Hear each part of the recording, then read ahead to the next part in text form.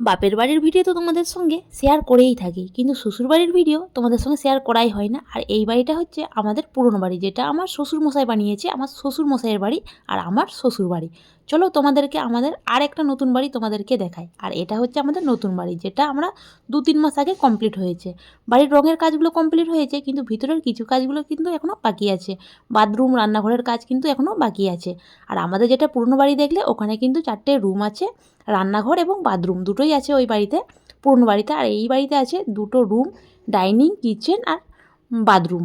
আর আমাদের কিন্তু আরও আরেকটা বাড়ি আছে যেখানে আমরা দুজন থাকি, ওখানে কিন্তু 3টে রুম আছে, ডাইনিং, কিচেন, বাথরুম। আমার রুমের ভিডিও তো তোমাদেরকে আমি দেখিয়েছি, তোমরাও দেখেছো, কিন্তু পুরো হোম ট্যুরটা তোমাদের সঙ্গে শেয়ার করা হয়নি। কোনো একদিন টাইম পেলে কিন্তু ওই বাড়ির হোম ট্যুরটা তোমাদের সঙ্গে শেয়ার করব। আর আমাদের নতুন বাড়ির ভিডিও তোমাদের কেমন লাগলো কমেন্ট করে কিন্তু অবশ্যই জানিও। আর আজকের ভিডিও এখানেই শেষ করছি।